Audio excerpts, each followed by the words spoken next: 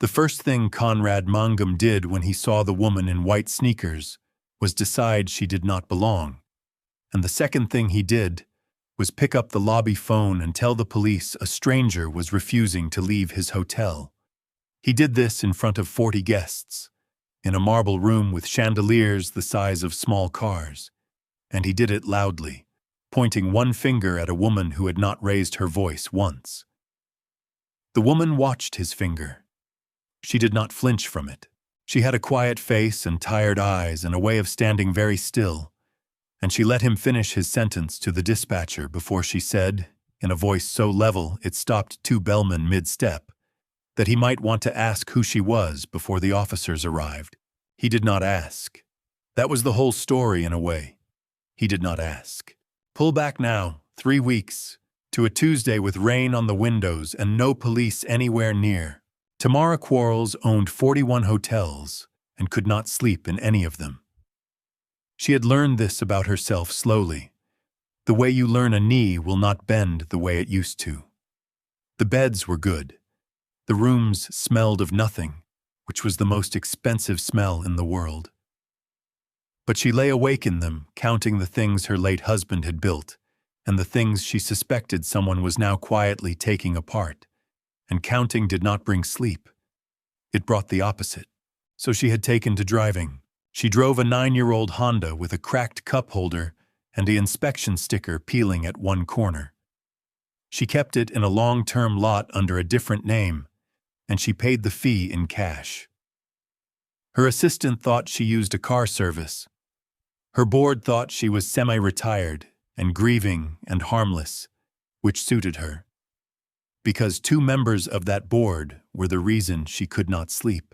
Leon, her husband, had built the company out of one roadside motor lodge he bought at a tax auction the year they married. He used to say a hotel is a promise you keep to a tired stranger. He said it so often their daughter Yvette, grown now and living 3 states away with a family of her own, could finish the sentence for him before she could ride a bicycle. Leon kept the promise for 40 years. Then his heart stopped him at a stoplight on an ordinary morning, and the promise became Tamara's to keep, and she found out fast how many people were waiting for her to set it down. She smelled the rot before she could name it. A line item that did not match the floor it claimed to clean. A maintenance contract paid to a firm with no phone number that answered. A pattern in the staffing reports that took her 3 months to see because it was small, and cruel things are often small. Hourly people, the ones who carried the bags and made the beds and stood at the desks at midnight, were leaving the newest, fanciest properties at a rate that did not match the older ones, leaving or being left. The reports called it natural attrition. Tamara had buried a husband. She knew what natural looked like, and this was not it. So she drove. She visited her own hotels the way a tired stranger would, in clothes from a discount rack, and she watched how they treated a tired stranger. Most treated her fine. Some treated her well enough to make her proud. And then, on a Thursday in April, she walked into the newest and grandest of all of them, the flagship that bore her husband's middle name in gold over the door, and she met Conrad Mangum. The lobby was the most beautiful room the company owned. She let herself feel that for a moment, standing just inside the door with rain still on her shoulders, because Leon would have wept at it. The floor was a pale stone veined with gray that caught the light and held it. There were orchids on the front desk in a glass column taller than a child. There was a brass bell on the counter, polished to a sun, and a leather guest ledger open to a clean page. And behind all of it, a young woman with a kind, open face was helping an elderly couple find their reservation and laughing softly at something the husband said. That was Renee Dabney, though Tamara did not know her name yet. She would come to know it well. Tamara walked toward the desk to ask, as any guest might, whether a room was available for the night. She got 3 steps. Deliveries are around the side. Conrad Mangum had come out of a back office with a tablet under his arm and a smile that did not reach past his front teeth. He was a tall man going soft at the middle, with a navy suit that fit him the way authority fits a man who has only ever had a little of it. A brass nameplate said, "Manager." He did not look at her face. He looked at her sneakers, her jeans, the canvas bag on her shoulder, and he made his decision the way some men make all their decisions, with their eyes and nothing else. "Around the side, please. This is the main entrance." "I'm not making a delivery," Tamara said.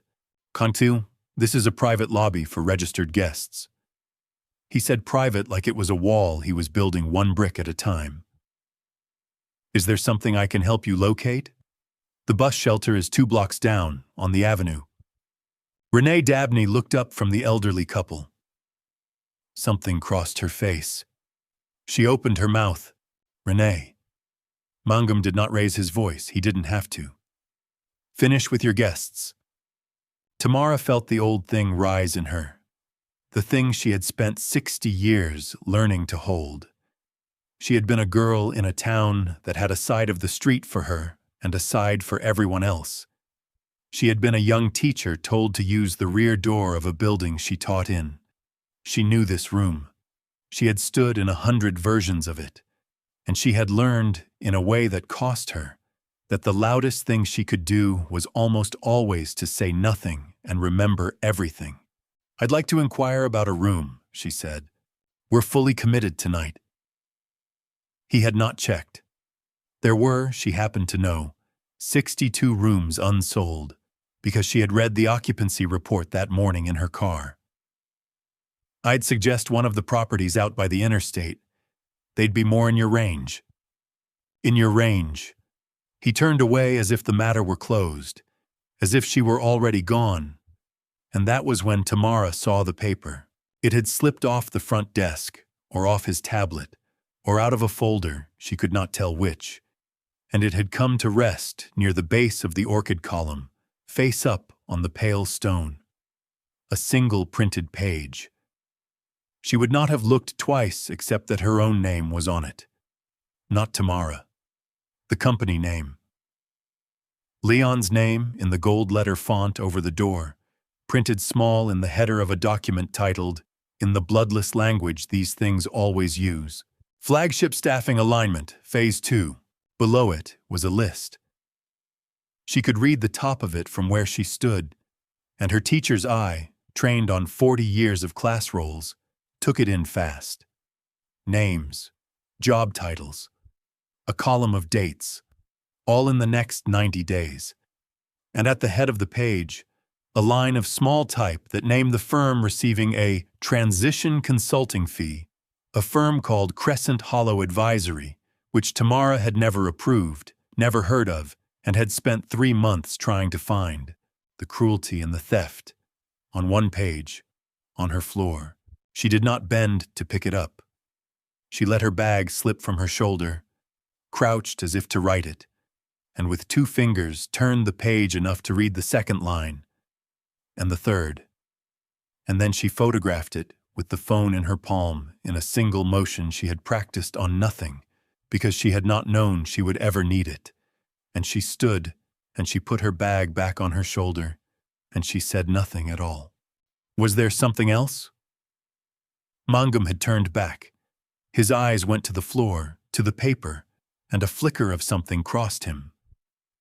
He stepped on the page, casually, the sole of his polished shoe covering Leon's name, and he slid it back toward himself with his foot, the way you'd corral a dropped napkin. "The exit is behind you." "Thank you," Tamara said, and she walked out into the rain, and she sat in her Honda in the parking garage for a long time with the engine off, looking at the photograph on her phone. And she did not cry, because she had a great deal of work to do. This is what the listener should hold, going forward. The man who would soon scream at her to get out of his hotel had already, without knowing it, handed her the one piece of paper that would end him. He had stepped on it. He had thought he was hiding trash. She did not go to the police. She did not call her board. A board with two rotten members is a leaking boat, and you do not announce to a leaking boat that you have found the hole. Instead, she did what Leon would have done. She went looking for the people the page was about, because the page had names, and names were people, and people remembered things that documents could not. The first name on the list was Renee Dabney.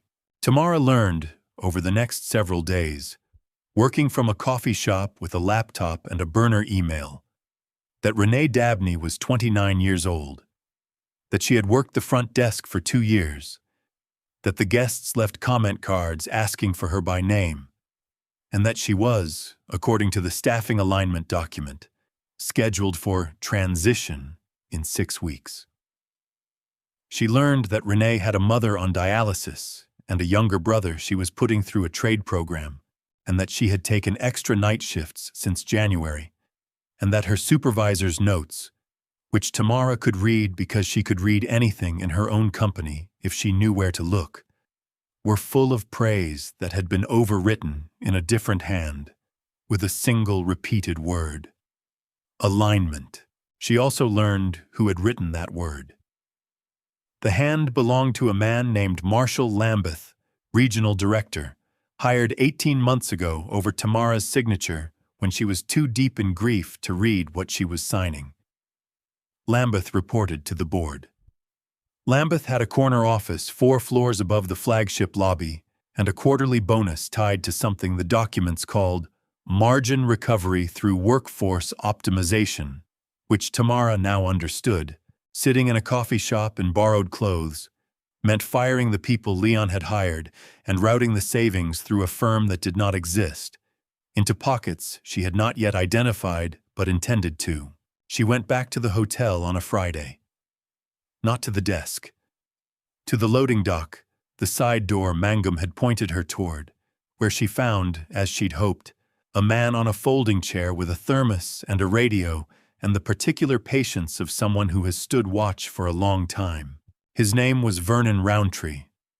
He had guarded the doors of this company for 19 years, since before the flagship was built, back when Leon himself still walked the floors. He knew exactly who Tamara was the moment she pushed back the hood of her rain jacket, and his thermos stopped halfway to his mouth. "Mrs. Quarles." He stood up so fast the folding chair fell over. "Ma'am, I'm sorry I didn't—" "Oh, sit down, Vernon, please." She righted the chair. "And keep your voice the way it is. Quiet." He sat. He had known Leon. He had carried Leon's coffin, one of 6 men, 3 years ago in the rain. And when Tamara asked him plainly whether he had seen anything in the last year that sat wrong with him, the old guard looked at the loading dock door for a long moment, and then he told her things that put the cold weight of certainty into her chest. He told her that good people were being walked out, that a new manager, Mangum, had a way of finding fault with exactly the staff who'd been there longest and cost the most, and exactly the ones. Vernon did not say it, but Tamara heard it, who looked a certain way. He told her about a housekeeper named Imani who'd worked there 11 years and was written up for a stain she didn't make.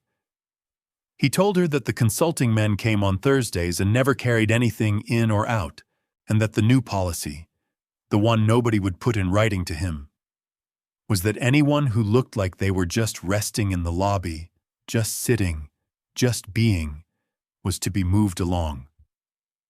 "Move them along," Vernon repeated, and his jaw worked. "He told me to move along anybody who looked like they didn't have money to spend. I'm 61 years old, Mrs. Quarles. I got a mortgage and a granddaughter starting at the community college. I moved them along. God help me, I did what he said." "You're doing something else now," Tamara told him. "You're talking to me. Remember that you did this part too." She gave him nothing to sign and asked him to keep her name in his mouth and nowhere else. But she had her witness now, and witnesses, she knew, were how a collection of bad paper became an undeniable truth.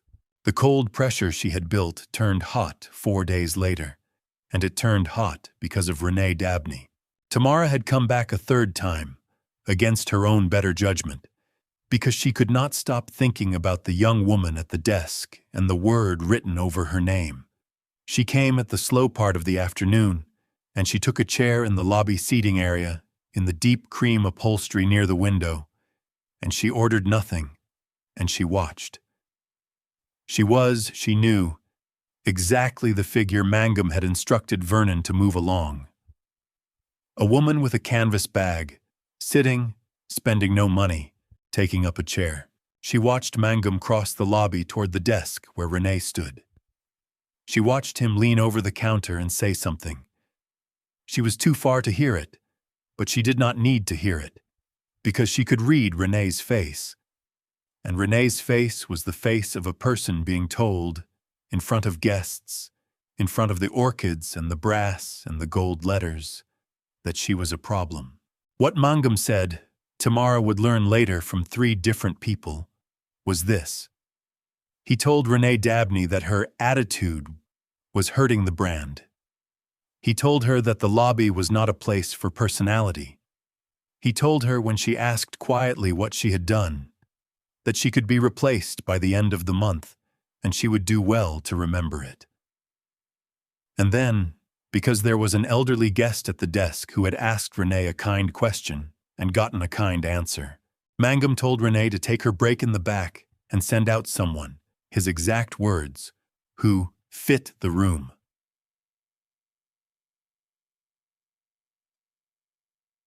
Renee Dabney did not cry. She gathered the comment cards guests had left for her, the little stack she kept, because they were proof that she was good at the one thing she had, and she walked toward the back hallway with her chin level. And as she passed the seating area, she met the eyes of a stranger in a rain jacket, a tired-looking woman taking up a chair. And the stranger gave her a look that Renee would not understand for 3 more weeks. It was the look of a person making a promise. Tamara left before she did something that warned the enemy. She sat in her car. She put both hands on the cracked wheel, and she said her husband's name out loud once, to the empty garage. And then she got to work in earnest, because the page had told her there was a deadline, and the deadline was real. The dates on the staffing alignment document clustered in a single week, 9 weeks out, and now 8. Whatever Lambeth and Mangum were doing, they were doing it on a schedule, and Tamara guessed why. The company's fiscal year closed at the end of that quarter. If the transitions landed before the close, the savings would post to the year's numbers, and the consulting fees to Crescent Hollow would bury themselves in the same line, and the board, 2 of whom she now believed were partners in it, would approve a clean and profitable year and recommend, as they had been hinting for months, that the grieving widow sell her shares to a buyer who would, what a coincidence, retain Mr. Lambeth's leadership team. 8 weeks. Then it would be done, and it would be legal-looking, and it would be very hard to undo. She needed the money trail. The page proved cruelty and named a firm. It did not yet prove theft. For that she needed someone inside the numbers, and finding that person was the most dangerous thing she did. Because to find them, she had to risk being seen. The someone was Janelle Hewitt.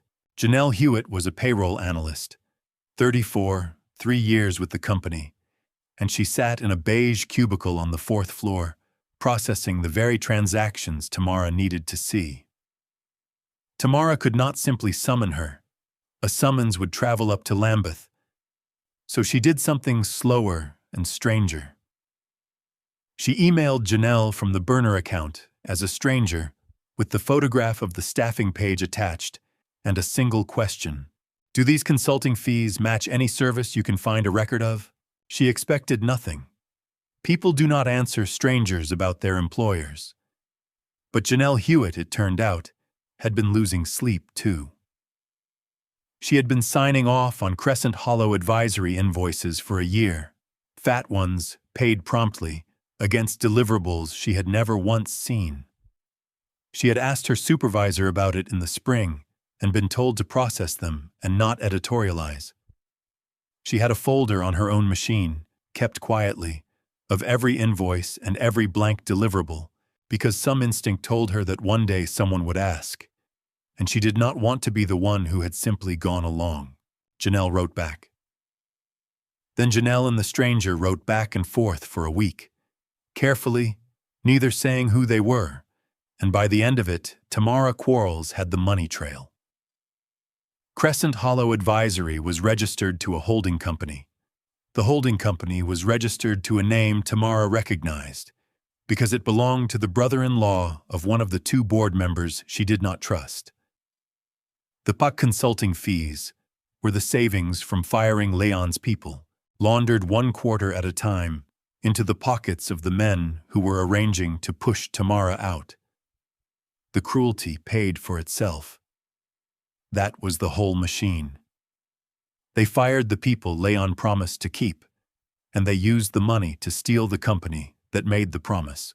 She had it all now, except the last thing. And the last thing she did not plan. The last thing they did to her. She went to confront Marshall Lambeth. She told herself she went to look him in the eye before she ended him. But the truth was, she went because she was 60 and tired, and the rot was in her husband's house. And she wanted, just once, to stand in front of it as herself.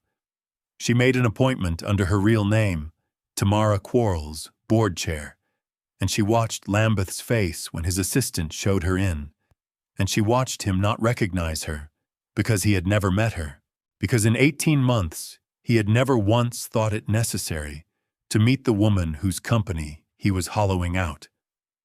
He thought she was a formality, a signature, a grieving figurehead.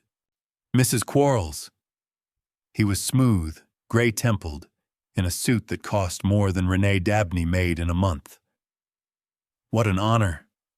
I wish you'd told me you were coming to the building.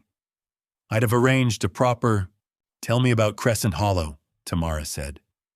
His smile did not move, but something behind it did. He recovered in under a second, which told her everything. An innocent man takes longer than a second. I'm afraid that's a bit in the weeds for the chair. Operational. Marina in finance could...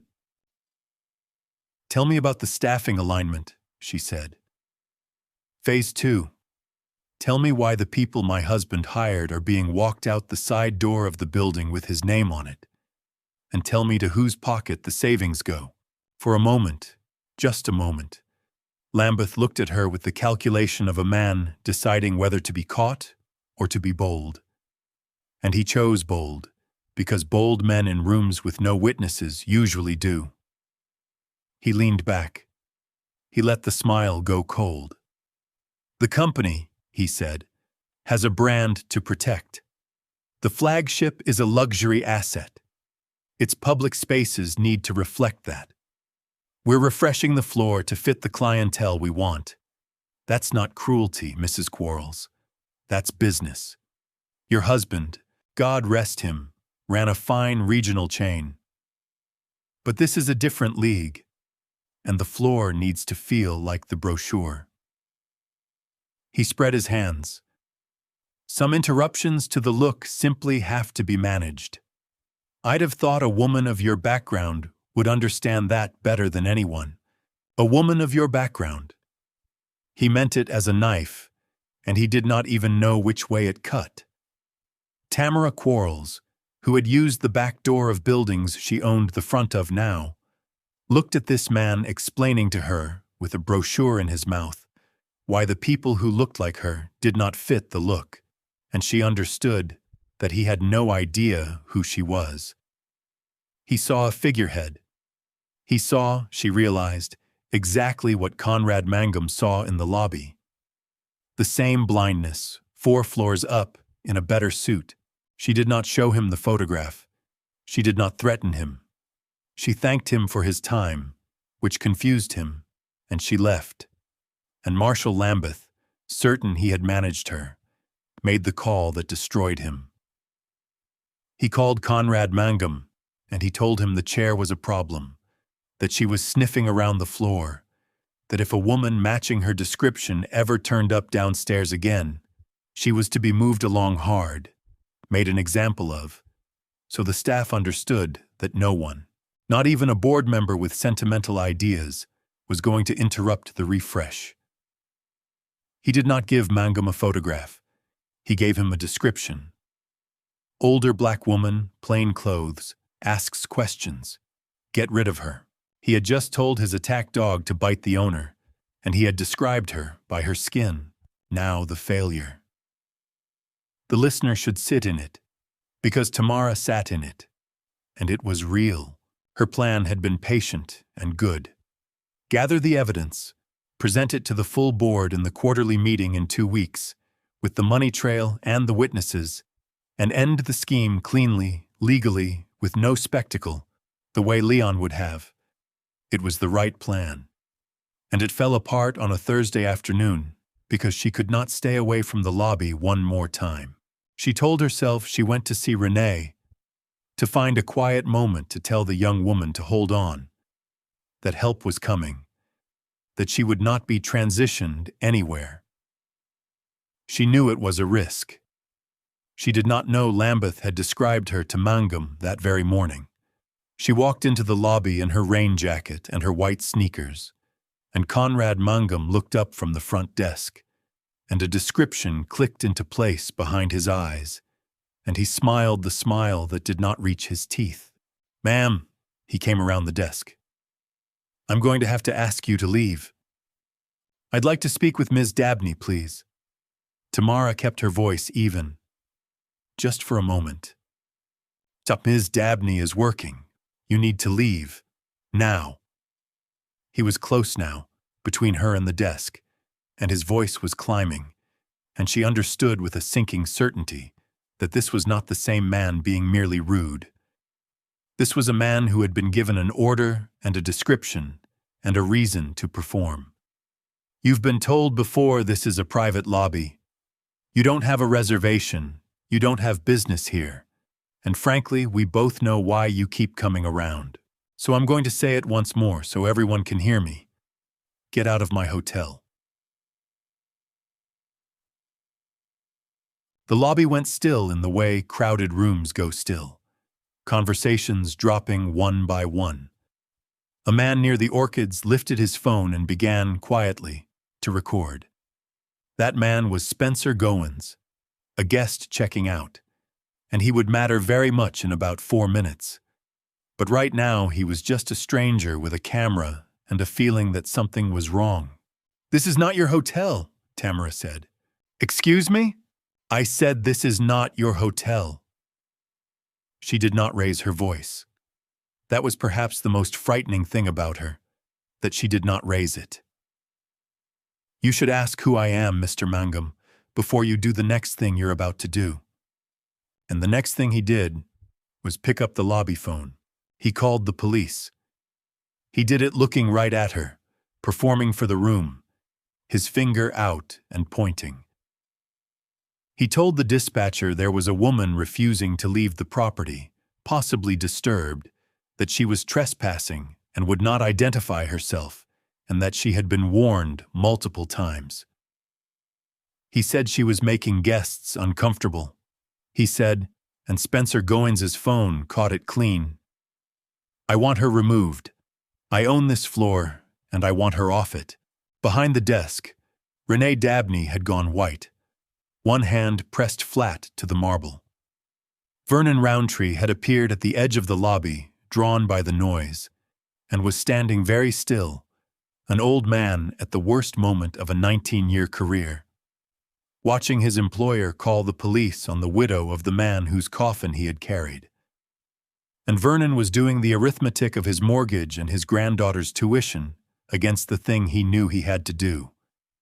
And the arithmetic was terrible, and the listener should know that it was terrible, because what Vernon did next, he did with everything to lose. The officers arrived in 6 minutes. 2 of them, young, professional, faces carefully blank.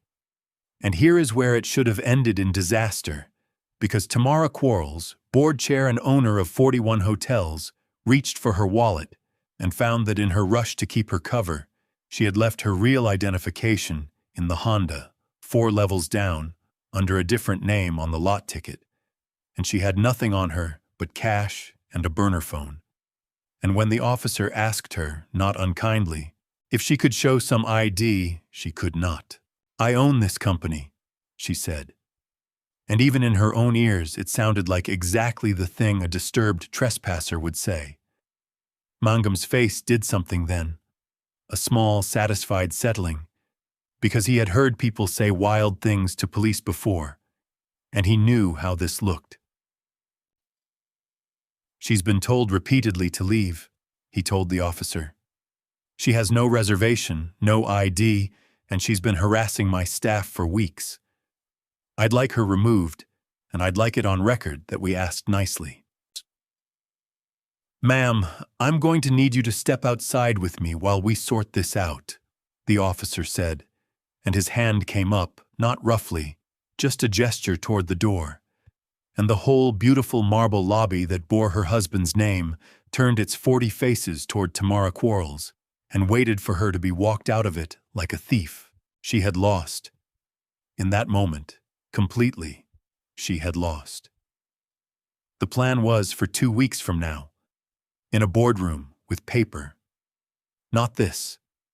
Not standing on Leon's floor with no name and no proof, and a young officer's hand guiding her toward the door while Conrad Mangum watched with his arms folded, and Marshal Lambeth, 4 floors up, had no idea his order was being carried out to perfection.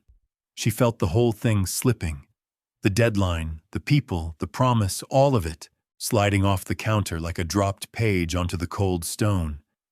And she let the officer turn her toward the door because there was nothing else to do, and she did not cry. She just looked one more time at Renee Dabney behind the desk and thought, "I am sorry. I came to help you, and I have made it worse." And then 3 things happened, almost at once, and the listener should hear each one land. The first was Vernon Roundtree. The old guard crossed the lobby in front of everyone, put himself between Tamara and the door, and said to the officer in a voice that shook but did not stop, "Officer, that woman is Mrs. Tamara Quarles. She owns this hotel. She owns the whole company. I carried her husband's casket 3 years ago. Conrad Mangum is lying to you, and he's lying because she found out what he's doing to the people who work here. And I'll say that to anybody, and I'll lose my job for it. And I don't care." His chest heaved. 19 years. "I don't care anymore." The second was Spencer Goins, the guest with the phone. He stepped forward and turned his screen toward the officer and said, "I've got all of it recorded, and I just did an image search, and—" He held up his phone next to Tamara's tired, plain face. "This is her. This is the chairman. There's a photo on the company's own website. He called the police on the woman who owns the building. And the third, walking through the lobby doors at a near run with a folder clutched to her chest and her work badge still clipped to her blouse, breathing hard because she had taken the stairs, was Janelle Hewitt, the payroll analyst, who had received a single text from a burner number 20 minutes earlier that said only the flagship lobby. Now please.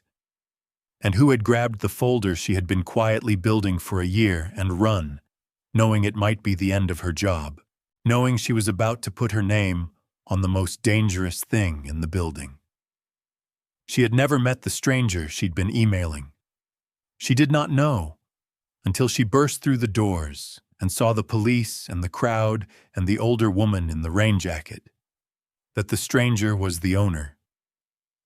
She knew only that someone had asked for the truth, and she had it in her hands, and she would not be the one who went along. The officer looked at the phone. He looked at the website photo.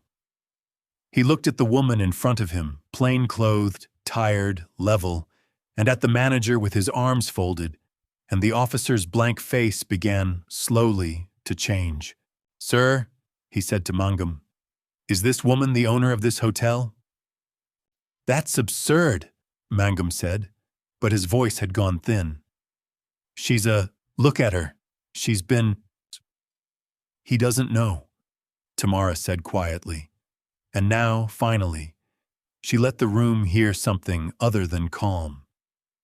That's the thing you should all understand.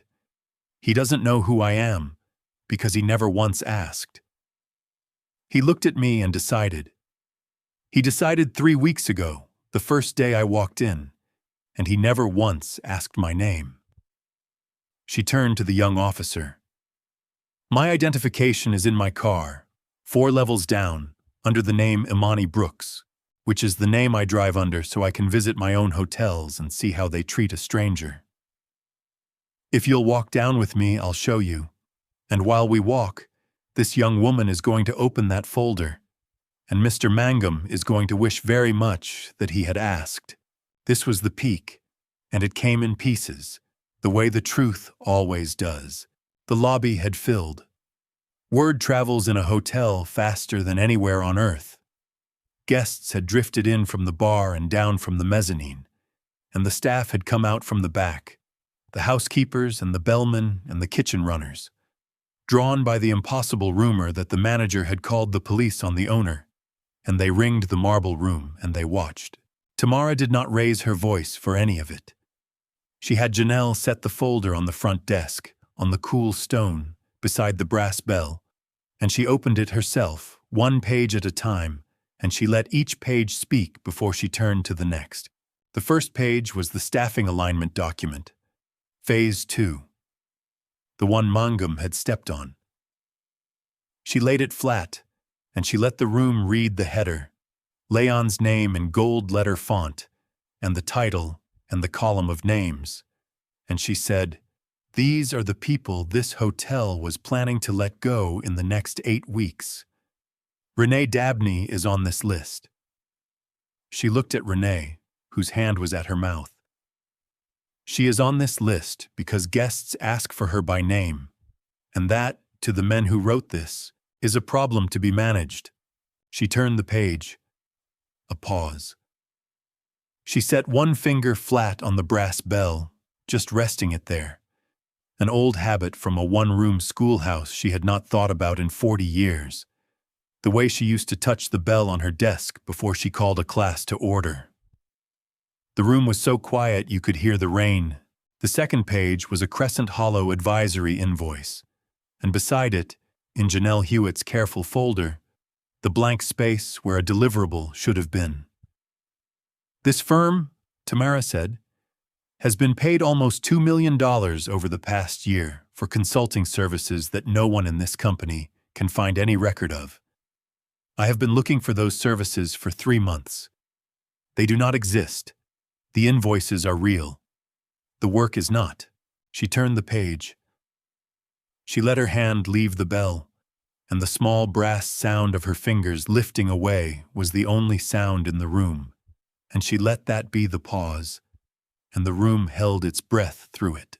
The third page was the registration document for the holding company that owned Crescent Hollow, and the name on it, and Tamara read that name aloud, slowly, and let it sit, because 2 people in that lobby, a guest and a bellman, recognized it as the surname of a sitting board member, and the recognition moved through the crowd like a current. The money taken from firing these people, Tamara said, the people who do not fit the brochure, was being paid to the family of the men arranging to push me out of my husband's company. They fired the staff. They pocketed the savings. They used the savings to buy the company. And the man who built the policy, who wrote the word alignment over Renee Dabney's name, is sitting in an office 4 floors above us right now, and he gave the order this morning that I be removed from this lobby. He described me to Mr. Mangum. He told him to make an example of me. She looked at Conrad Mangum, who had not moved, whose arms had come unfolded somewhere in the last 3 pages and now hung at his sides. Mr. Mangum did exactly as he was told. He has been very good at doing exactly as he was told. He just never once asked who he was doing it to.